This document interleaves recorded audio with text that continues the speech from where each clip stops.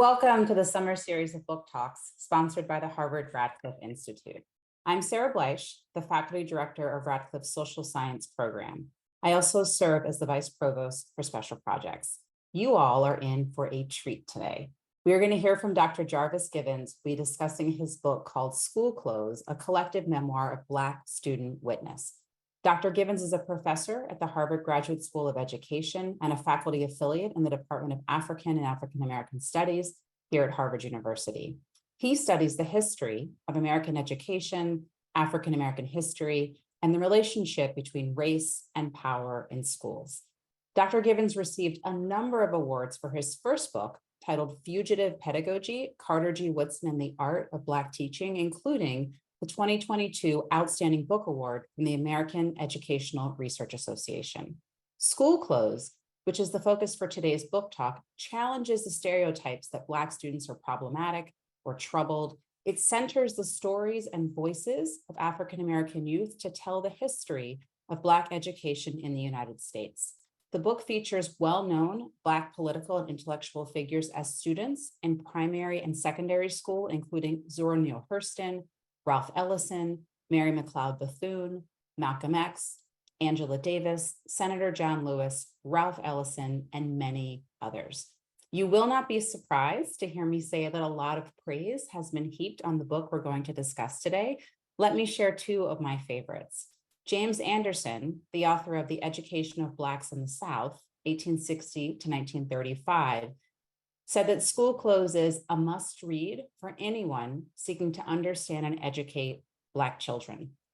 Keisha Blaine, co-editor of the New York Times bestseller 400 Souls and author of Until I Am Free, said it's a beautiful tribute and testament to the power of Black knowledge and resistance. And I want to point out that Dr. Givens is bringing the book to life by working with 20 high school educators of English, history, and African American studies to develop a curriculum guide for teaching school clothes in high schools and community education spaces with the goal of making the curriculum available for educators across the country. Dr. Givens' presentation will be followed by a discussion with Dr. Clint Smith. Dr. Smith is a staff writer at The Atlantic and the author of the new poetry collection, Above Ground. Dr. Smith is also the author of the poetry collection, Counting Descent, which won the 2017 Literary Award for Best Poetry Book from the Black Caucus of the American Library Association, and of the New York Times bestselling book, How the Word is Passed. He's also the host of the YouTube series, Crash Course, Black American History. Before jumping in, I want to take a moment to acknowledge the members of the Radcliffe Institute Leadership Society and our annual donors who are watching this afternoon. I specifically want to acknowledge the Steiner Dean's Leadership Fund for Academic Ventures, which is supporting this event. This generosity keeps Radcliffe programming free and open to the public, and we thank you. I encourage those watching on Zoom to use the Q&A feature to submit your questions at any time during the program. Since we anticipate a lot of questions, please do keep them short so we can get to as many as possible. It is now my pleasure to turn the mic over to Dr. Givens. He'll give a brief presentation about school clothes and then engage in a conversation with Dr. Smith. Please don't forget to put your questions in the Q&A, and I really hope that you enjoyed today's book talk. Dr. Givens. All right, thank you so much for that very generous introduction, Sarah. And good afternoon to all of you that are here with us. Thank you for attending this event about my new book, School Clothes, a collective memoir of Black student witness. And I also have to say now, I also want to say thank you to Clint as well for being here with us today, who'll be joining me in conversation about the important lessons we can all learn from Black students of the past. But before we get to our conversation, I wanted to offer some introductory remarks, if you will, about the book, which will also include me reading a few short excerpts that give you a sense of the range of stories that comprise this text.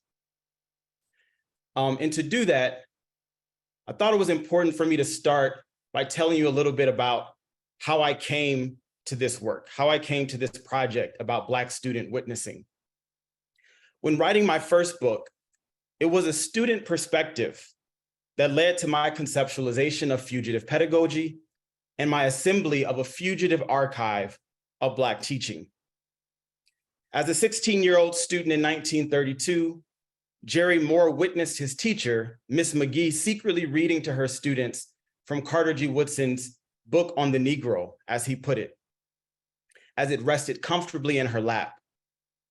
She kept the textbook out of sight, understanding that if she were to be caught, she would be vulnerable to the disciplinary practices of Louisiana's Jim Crow authorities. But Jerry Moore recounted, quote, "She often read to us from that book. And when the principal would come in, she would simply lift her eyes to the outline that resided on the desk, and she began to teach us from the outline. When the principal disappeared, her eyes went back to the book in her lap." To write Fugitive Pedagogy, Carter G. Woodson and the Art of Black Teaching, I gathered pieces of Black teachers' stories from the 19th century through the Jim Crow era as a means of correcting a historical narrative that for so long presented these educators as passive political actors, teachers who did little to disrupt Jim Crow educational policies. In the research process, I discovered that student narratives provided some of the most reliable accounts of what Black teachers actually did beyond the watchful eyes of white school authorities. And these student accounts pushed me to read against the grain of traditional archival sources. The voices of Black students continued to stretch my thinking as a historian, ultimately becoming the subject of my second book, which we're here to discuss today. So now I want to turn and share with you some stories from this book, School Clothes, and a series of passages that I've assembled in what I'm calling an assembly of Black students. Black students were always watching. While the field of education is in theory a student-centered enterprise, in practice, our writing about the history of education has not centered student perspectives. The field has mostly focused on the history of institutions, curriculum and ideologies, major theorists, and reform movements. However, recognizing the significant contributions students made to my first book, I decided to build my second monograph around the voices of Black youth. School Clothes explores what it has meant to be a Black student in the American school. It relies on more than 100 student narratives across the 19th and 20th centuries to explore key themes in the history of Black education. Debates about intelligence, conflicts between education and racial capitalism, desegregation, literacy, political activism, and more. School Clothes is a reconstruction of Black educational history from a student perspective. Because for so long, Black students have been written about and held under a microscope, picked and prodded as specimens for study. They have been held in prolonged gaze, and rarely have those gazing felt the risk of Black students looking back. But Black students have always been watching and speaking and writing and singing, striving to give an account of themselves and the entangled relations structuring their social worlds. So across a range of scattered historical materials, we find Black students insisting that they have always been more than mere objects of history, but instead its subjects. School Clothes is about students witnessing as a mode of Black study. The book is made up of hand-me-down stories, pieces of memory passed on, stitched together, and offered as something to be taken up again as though for the first time. And I call this work a collective memoir because the individual stories become a communal utterance. School Clothes foregrounds the chorus comprised of shared voices and shared vulnerability. And so here is an assembly of students across time and space.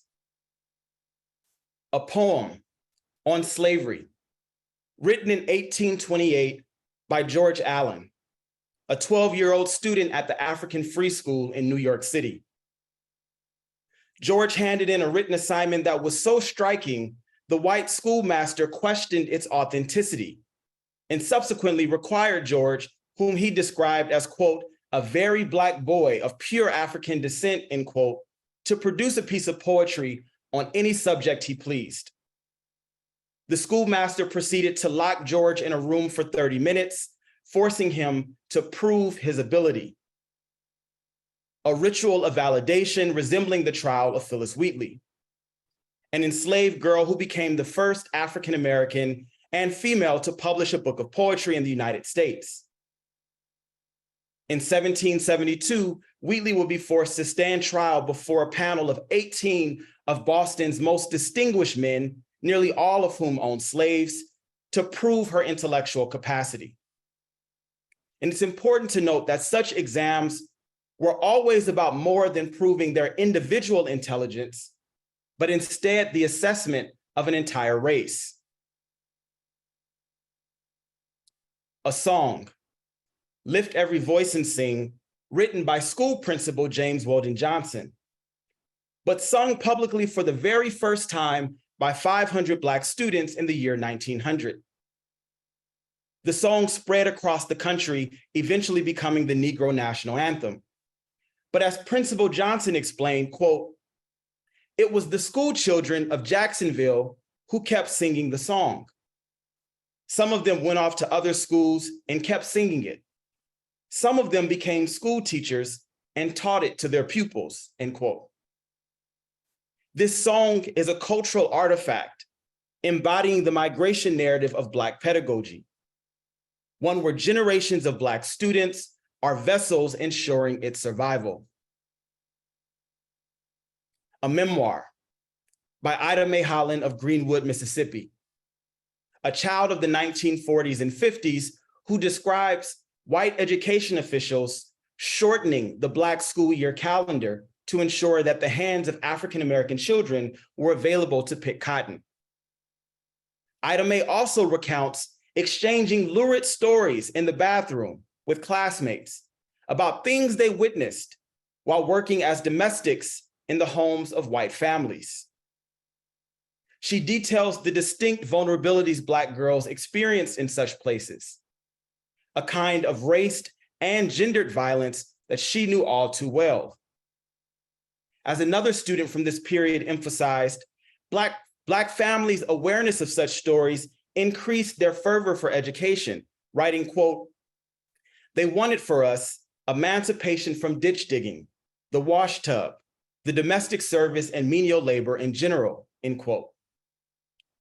Ida Mae Holland echoes assessments by contemporary scholars who assert that domestic work for Black girls continued to carry the stain of slavery through the Jim Crow era. As Saidiya Hartman declares, quote, the kitchen was the field and the brothel, still a carryover from the house of bondage. Ida Mae's witnessing provides a searing account of racial capitalism's intrusion in the lives of Southern African-American students and Black girls in particular. A letter written in 1951 by a highly literate 10-year-old Yvonne Hutchinson, my former high school English teacher, to her grandmother, Mama Sissy, back home in Hot Springs, Arkansas. Yvonne describes her experiences attending an integrated elementary school in Los Angeles, having just moved from Arkansas, where she attended the Frederick Douglass School. Yvonne is amazed that Black people can sit wherever they want on the buses in Los Angeles. And most of all, that, quote, here in California, they let Negroes go in the library, end quote.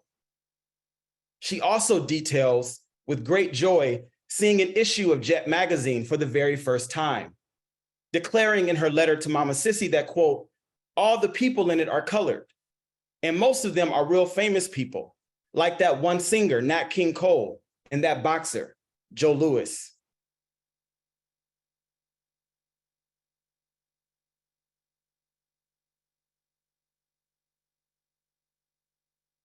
Assembly is a loaded word in the history of Black education. For indeed, the criminalization of Black assembly has long been a marker of African Americans' civic estrangement My gathering of student voices refuses a legacy of anti-assembly laws and social customs in the United States.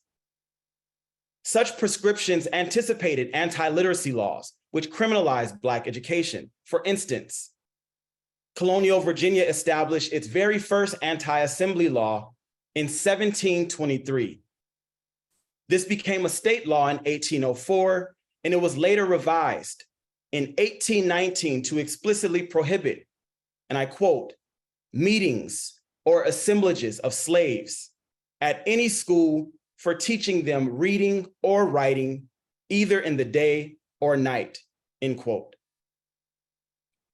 Whether it be an assembly of Black learners during slavery, an assembly of civil rights protesters, an assembly of Black students sitting together at the cafeteria table, standing on a corner after school, at a park on the weekend, or the assembly of activists to protest police killings of unarmed African Americans, the right to assembly for Black people has always been a contested privilege. My work of assembling a collective memoir filled with Black student narratives is informed by the weight of this past. By looking back, African American students cast a Black gaze on the historical record that reveals the violence of the world around them. Yet these students' insistence on remembering and passing on accumulated knowledge also reveals the beauty they encountered, the lessons they learned, the songs they sang, and the freedom dreams they manifested. And when gathered together, these artifacts become much more than just a collection of past material, but instead an anticipation for a collective memory to awaken.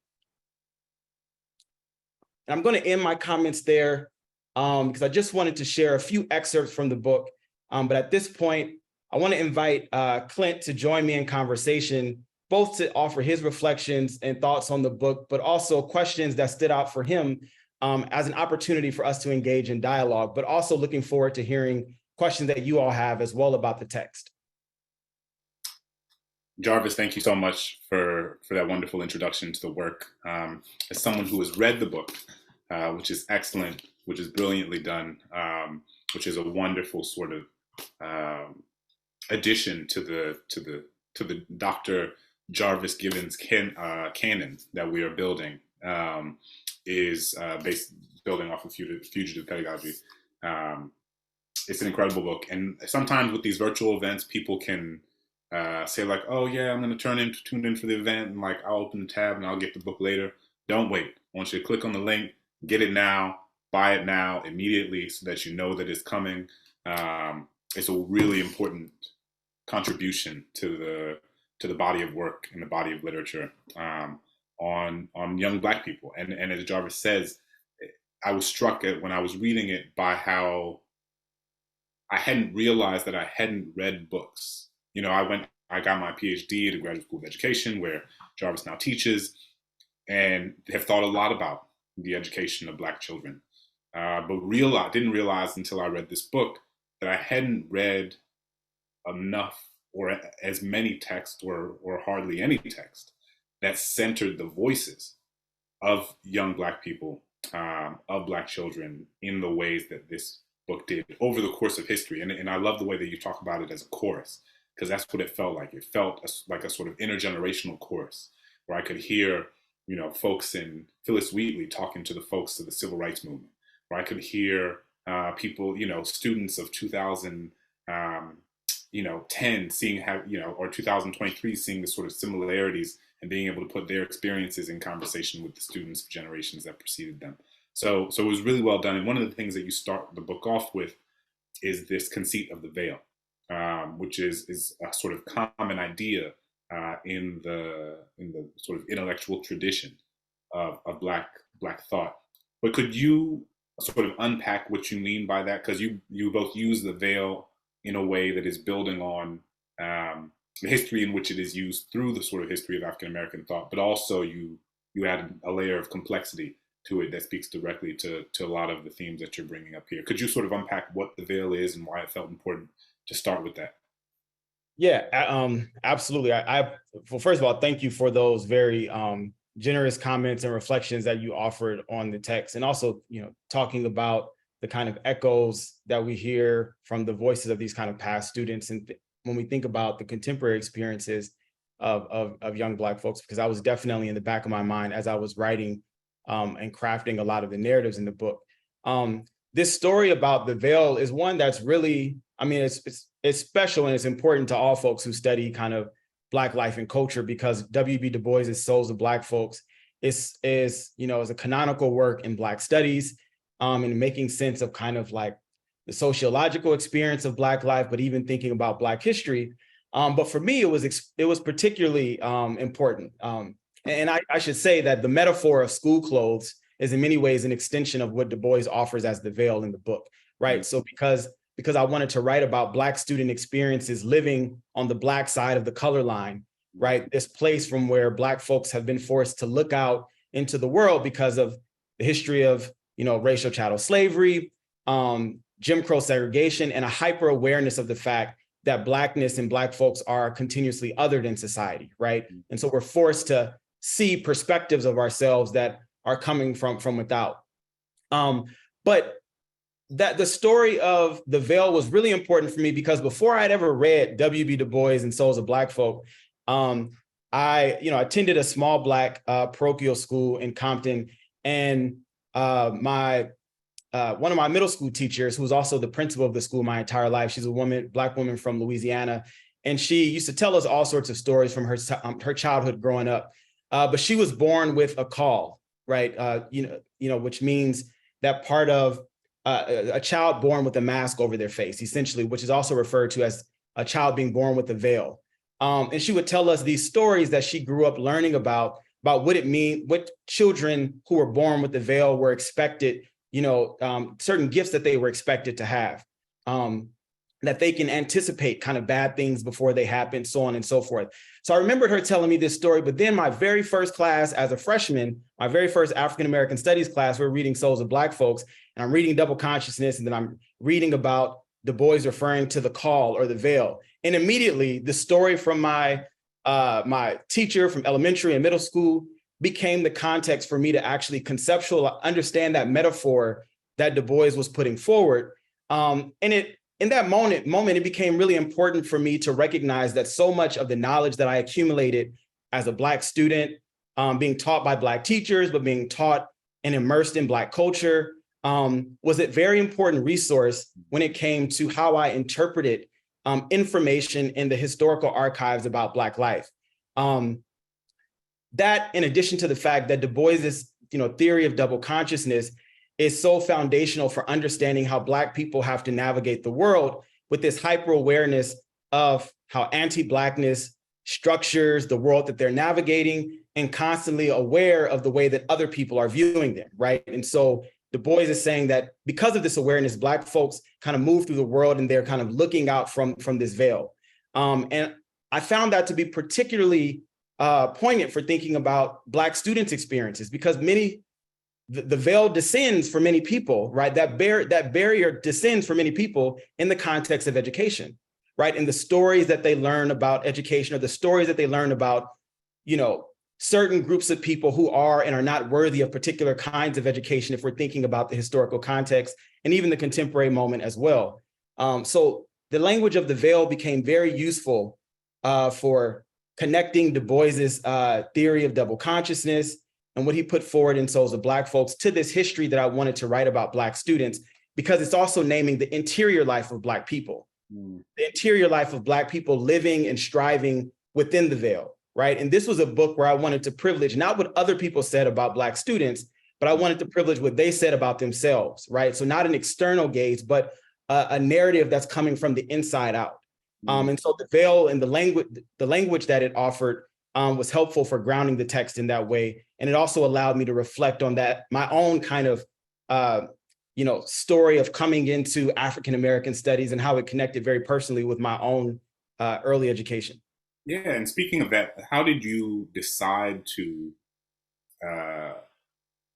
make yourself and your own story a part of this narrative? You know, because that's a decision. You know, I think there's a lot of conversation that happens in academia about the extent to which, and this is also part of a much longer tradition within academia, that I think one of the values of the history of Black intellectual thought, I think, is that it pushes back against the idea of objectivity, right? Like the sort of larger history of academia is this sort of distanced anthropological sort of, in order to do rigorous scientific work, scholarship, one had to have a certain emotional distance, a certain physical distance, a lack of familial community proximity to that which was being studied, to the research subjects. And history of Black thought comes in and complicates that, and Du Bois complicates that, and so many that follow, and really interrogate the idea that one's proximity, be it racial proximity, spiritual proximity, physical proximity to an issue, somehow makes you less capable of analyzing it with a certain level of rigor. So you have written a book that in and of itself, like, you insert yourself and your own story very directly into the text.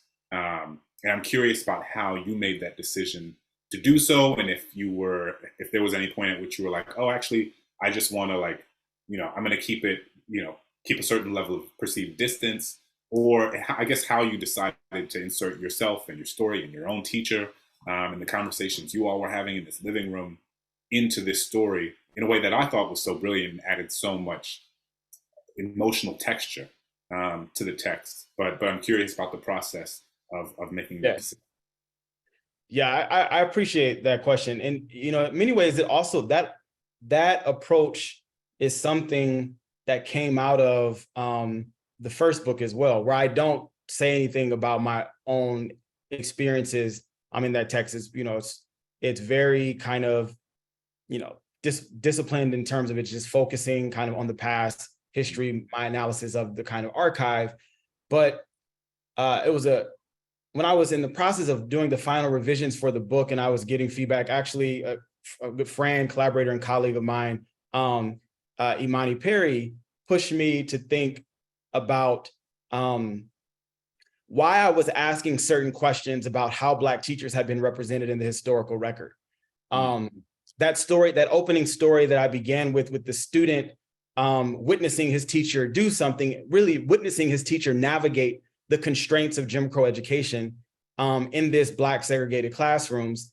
I really wanted to kind of pull apart all of the layers of these experiences and to kind of, you know, bring that onto the page. That not only was it important to understand that the student in that classroom was learning from the words that the teacher was reading from that textbook, but that the student was also learning from watching his Black teacher navigate racial violence in the context of schools, and that was also learning, right? And that there's this, even as it's unspoken, there's this kind of shared understanding because of the shared vulnerability that's structuring the experiences between Black teachers and students in the context of Jim Crow. Many of the things that I was writing about in Fugitive Pedagogy was kind of raising questions and suspicions about the way that Black teachers had historically been written about. And I was looking in places for evidence of what, you know, I was trying to say, right? And I went to the student voices, and Imani Perry is the colleague that I was, you know, referencing. She said, you know, you really shouldn't underestimate the importance of your identity as someone who had Black teachers your entire life in writing this book, right? I had Black teachers from the time I was in preschool all the way up until I went to college was the first time that I had, you know, majority non-Black teachers, right? But that was very, very important for how I was asking the questions.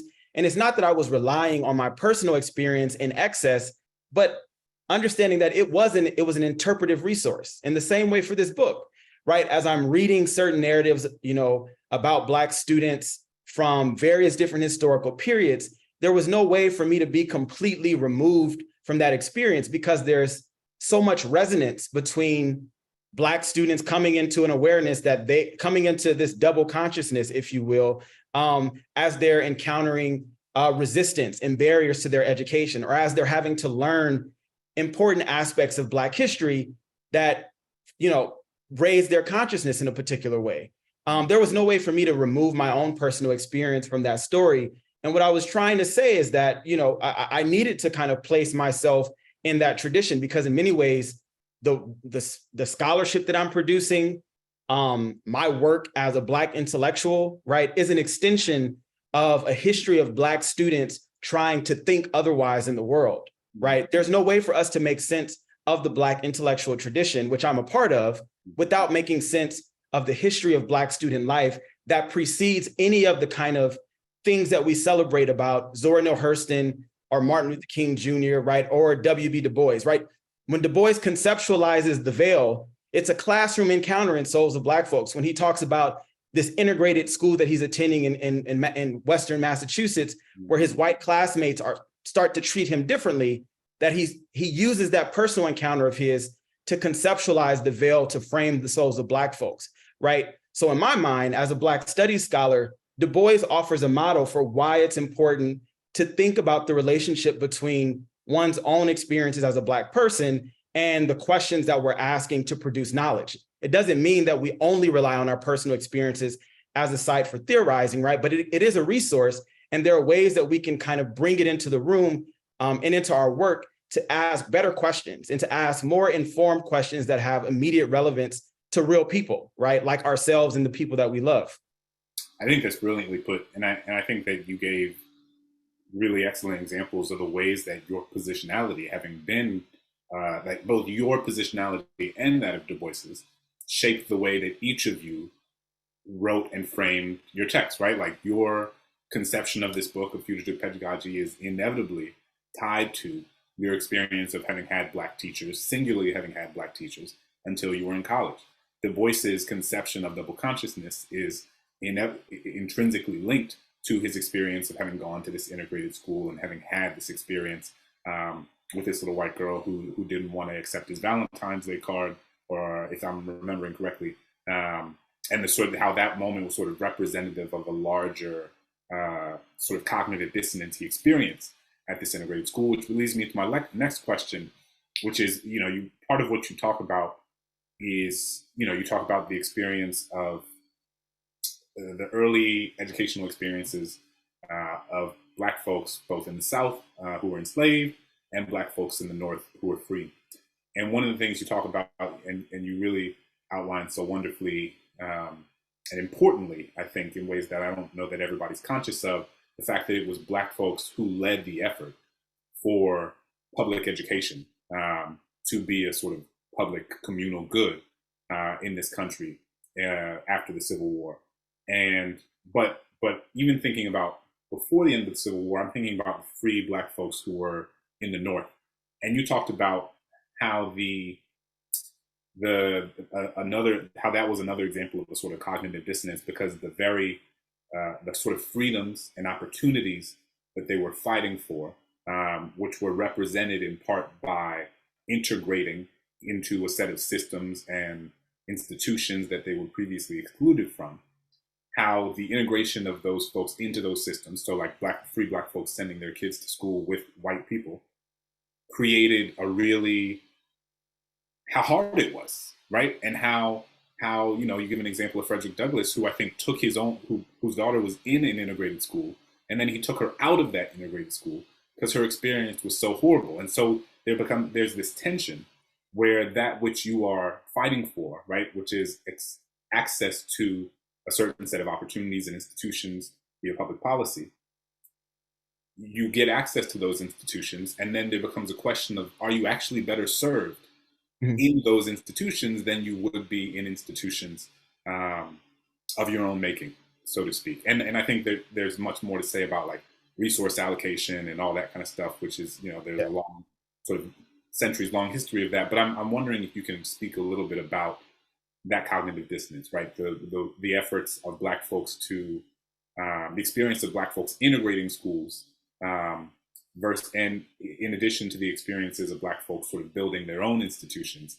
and not necessarily to say which is better and which was worse, but to sort of analyze the sort of complexity of either decision that people put into. Yeah, no, that I appreciate that. And there's so much there, especially with that part about, emphasizing that the expansion of universal tax-supported public education across the southern states is the result of organizing by formerly enslaved Black people, right, who worked with their allies to write it into the constitutions of the southern states, right? So this is like, again, Du Bois in Black Reconstruction, he says public education in the South was a Negro idea, right? So that we don't get, something that we can take for granted today, right, is not something that always was, right? It wasn't just, it wasn't always a time when there was a kind of collective investment in making kind of, basic fundamental education available for all citizens. And certainly there's some complexity there that we would have to work through, but that is absolutely something that comes up in the text. And I try to frame that development of these kind of key historical moments in Black education by centering its relationship to Black student experiences and Black students witnessing their communities organizing around education in these ways and them documenting it in their own writings and their own experiences. Right. And this is something that, that kind of self-determination is something that exists even up until the kind of early 20th century, right? I could think of someone like Alice Walker in her diaries talking about her father organizing the local community to raise money to build a modern school structure, right? It's this continuous history where Black students are observing and being impacted by the way education is being valued in their communities, and it's shaping their identities as learners in very important ways, and their political orientation to education and what's at stake in it. But this question about desegregation for me was just so. The first chapter of the book, I intentionally wanted to focus on the North because so much of our collective memory about violence against Black students, with the exception of the busing stuff in Boston in the kind of, during the second half of the 20th century, for the most part, when we think about these kind of, extreme forms of anti-Blackness and violence targeting Black schooling and Black children, we think about the South. But I wanted to take the first chapter and center on the experiences of Black students in the North during the antebellum era, right? Even as Northern states had abolished slavery, the kinds of inequities that Black students experienced when it came to struggles for desegregation. And also the reason that that was important for me is because the struggles for desegregation in the early 1800s in many ways anticipate or reveal the patterns that we would see in the struggle for desegregation in the South nearly a century later, right? For instance, one of the things that we see in certain kind of like northern cities that ended up giving in a little earlier to desegregation is the immediate firing of Black teachers, right? Something that we see happening, that we would see happen across the South with the rolling out of desegregation in the second half of the 20th century. But also Black students' experiences navigating majority white spaces, right? So for instance, in the first chapter, I used the diary of a young 16-year-old girl named Charlotte Fortin, who would eventually become a very important writer and Black intellectual. But she's a 16-year-old girl who comes from an abolitionist family in Philadelphia. Her family doesn't want to send her to the segregated schools in Philadelphia in the 1850s. So they send for her to live with one of their family friends to attend an integrated school in Salem, Massachusetts. In her 16-year-old diary, she's documenting her experience witnessing a fugitive slave being apprehended and sent back into slavery in Virginia, and her frustration in witnessing this as the only Black student in the class, and her white teacher and classmates' lack of outrage in response to this kind of experience, or her classmates' differential treatment that she experienced outside of school when her classmates saw her on the street, right? Or different things that she's observing in the world around her as she's coming into her own identity as a Black teenage student, just not having a space to kind of explore that or for that to be honored and taken seriously in the context of her classroom. So in many ways, her experience of social alienation in that majority white classroom context in Salem, Massachusetts in the 1850, is very reminiscent of narratives that we hear about Black students and the kind of alienating experiences that they might have, whether it be in elite boarding schools, right, in the contemporary moment, or in higher education, or in majority non-Black schools that exist all across the US, even as students are coming into their racialized identities and witnessing all the kind of racial messages and cues that exist in the world around them, and not having the support to kind of think through that.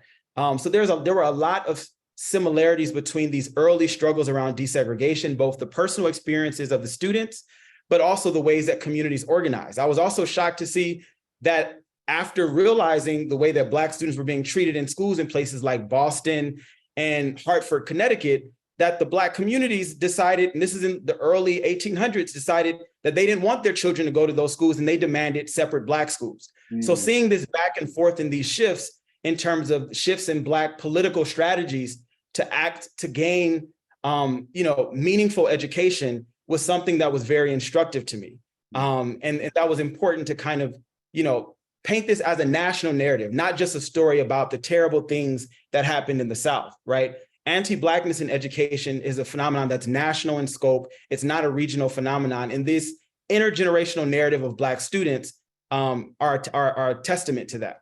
Thank you so much for that. There are a couple questions in the chat about methodology.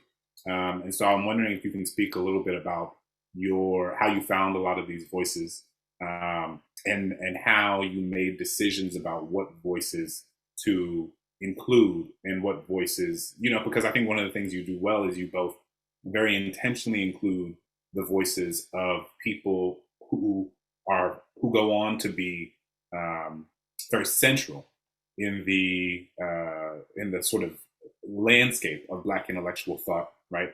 You have Du Bois, you have Zora, you have them talking about experiences that they had as children. But you also have the experiences of folks whose names we're not familiar with, of folks who who are, otherwise just ordinary people living their lives. How did you decide upon that mix? How did you find these folks in the archive? And what did that process look like? Yeah. Thank you for that question.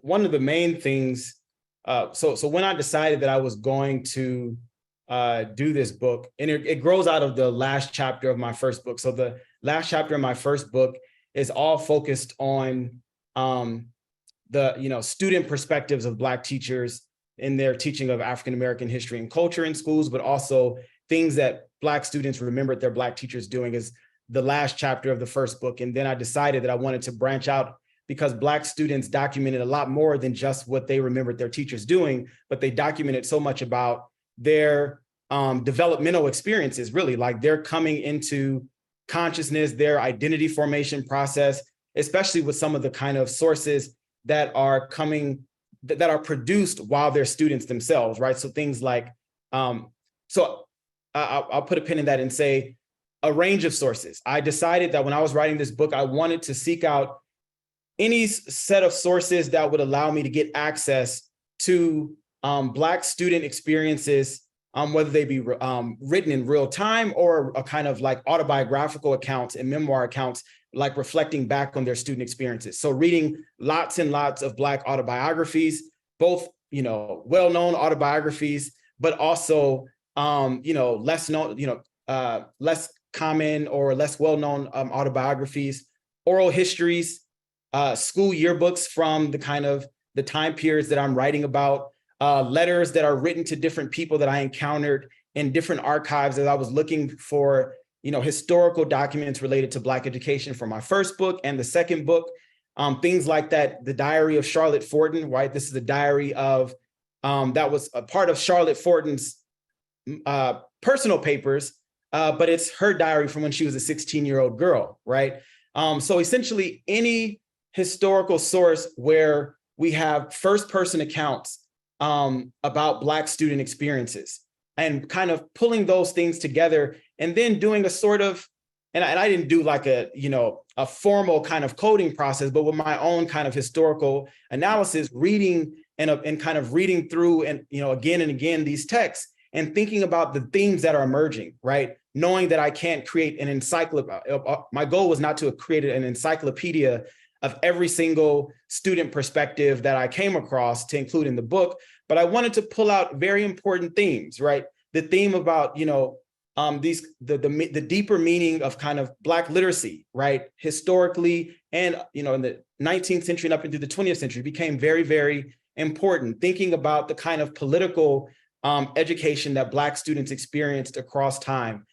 Thinking about Black student experiences during the period of slavery, both in the North and in the South, right? And so the book is arranged chronothematically, if you will, right? Mm-hmm. So there is a sort of kind of chronology that the book moves forward in time, except for it being framed with my personal experiences in the beginning. But for the most part, I'm moving chronologically, but also emphasizing particular themes that I feel like were important to talk about.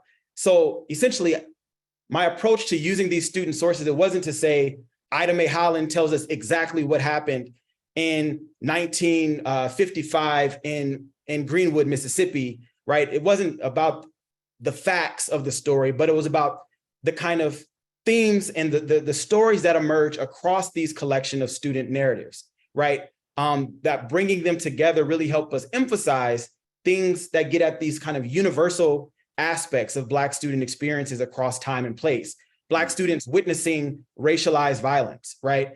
Ida Mae Holland talking about being a child and during the time period when Emmett Till is lynched and killed, right? And being close to the undertaker, right? The Black mortician who had to take in Emmett Till's body, and the rumors that existed around the community among the students and how they were making sense of themselves in relationship to that. That its relationship to Charlotte Forten talking about witnessing the kind of apprehension of a fugitive slave, right? In my mind, those narratives hearken to the kind of experiences that Black students in the contemporary moment have when they have to witness through the kind of wide circulation of, recorded killings of Black people that have happened repeatedly over the course of the past few years, right? This kind of ritualistic encounter that Black youth have that they have to make sense of themselves in relationship to. So those are the kinds of things that I wanted to pull out from these this collection of stories, right? Where we hear the chorus, and it's not just about the exact facts of what happened on this day and that time. This is not that kind of history. That's not what I was interested in. So there's that approach. But then this point, I want to and I'll say this last part, and then I'll end so we can get another question. When you mentioned emphasizing very well-known Black figures, that was very intentional on my part. In part because in my mind, it's amazing that we've overlooked how central the educational experiences of so many Black leaders and intellectuals were to the political and intellectual contributions they made. And they've all been very honest about it. When we read, Angela Davis's autobiography, when we read or listen to any of the speeches that John Lewis gave about his early childhood, and he talks about his education. If we read Zora Neale Hurston, right, and her autobiography, the scenes about Black schooling and their experiences as students are quite prominent, right, in those texts. And so I wanted to kind of point out, but also in doing so is because I wanted to make an argument in pulling these recognizable Black studies figures to the front to say that we can't understand the literary contributions, the cultural contributions of all of these folks without taking seriously their foundational educational years as students in primary and secondary school, right? We often want to think about the kind of awakening and the kind of consciousness that people have when they're in college, and as though that's where the story begins. And the reality is that the history and the origin story of Black studies is one that really begins in the context of K through 12 education, and students play a major role in that, not only as kind of contributors to the production of knowledge in these spaces, but also because so many of the texts that we would cite, right, when Black studies was formalized in the late 60s, we think about Carter G. Woodson, we think about Angela Davis, Sonia Sanchez, right? We think about Evelyn Brooks Higginbotham, all of these people who didn't just start thinking about these things when they got to college or when Black studies was formally recognized in, American universities, but it's something that they had been exposed to all of their life, and they were drawing on resources that they had been exposed to. And so I was intentionally trying to make the case about why we need to take seriously the kind of history of Black student life right, in order to understand the emergence of Black studies, right? There's a relationship between those two. And part of my way was doing that is just by allowing these important intellectuals to speak for themselves when they document their experience and when they're making those connections. And I'm just kind of pulling them together and allowing their stories and their voices to do the work. Yeah, it ended up being this sort of, it almost felt like this beautiful constellation of some of our most important thinkers, and you bring us to them as children.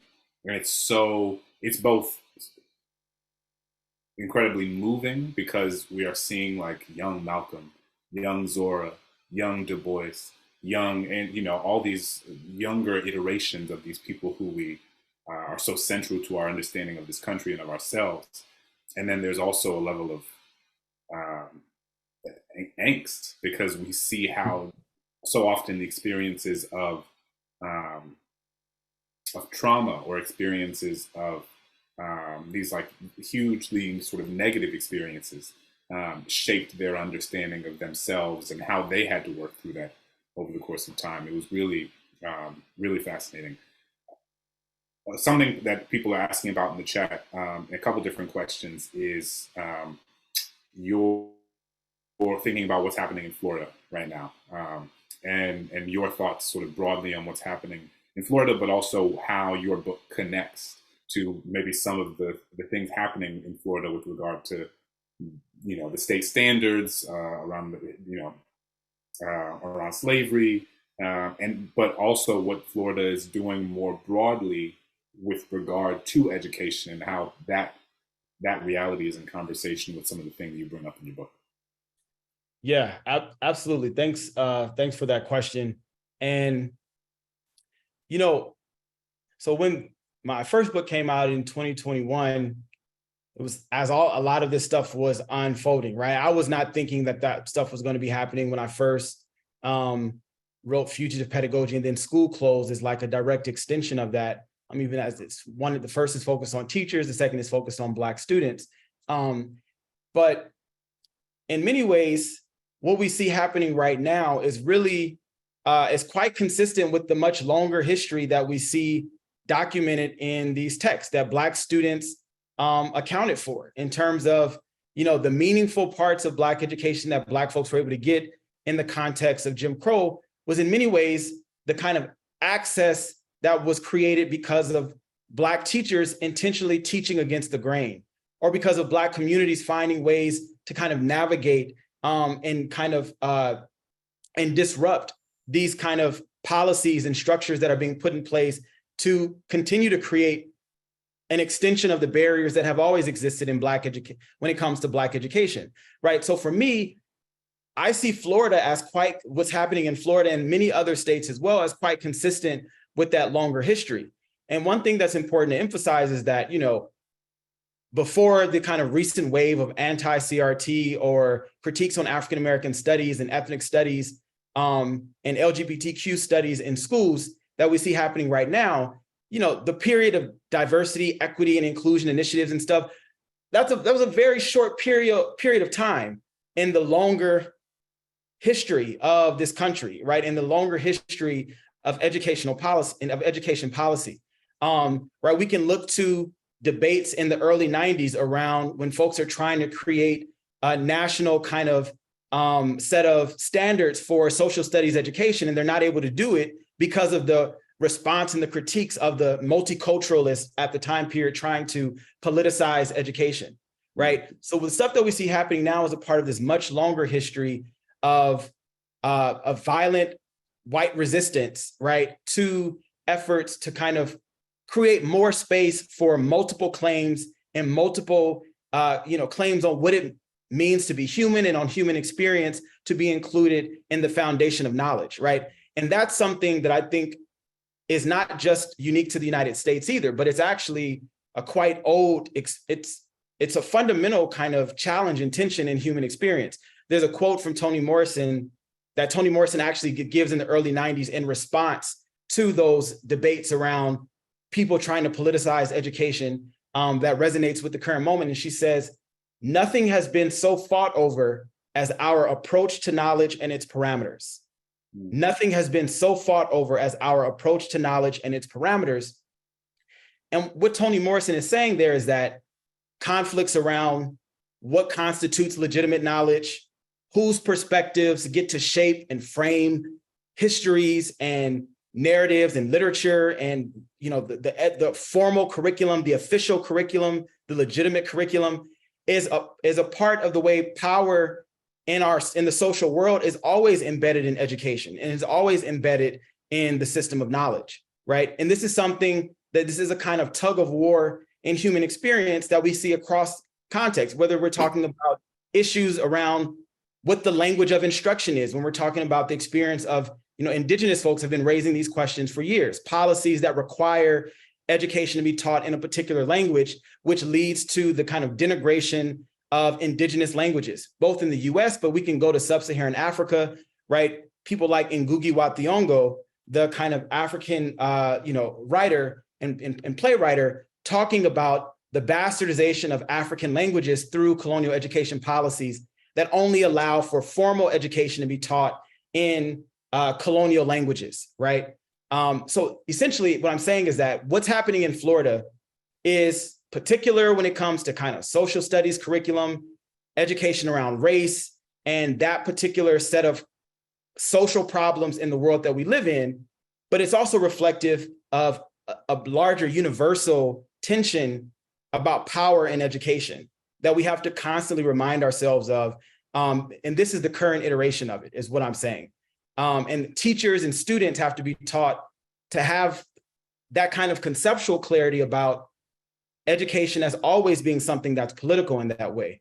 But that's my reading on what's happening in Florida and why studying these histories like school clothes is important. And not only for teachers, but I think it's important for students to also have an opportunity to learn from this material in the context of K through 12 schools.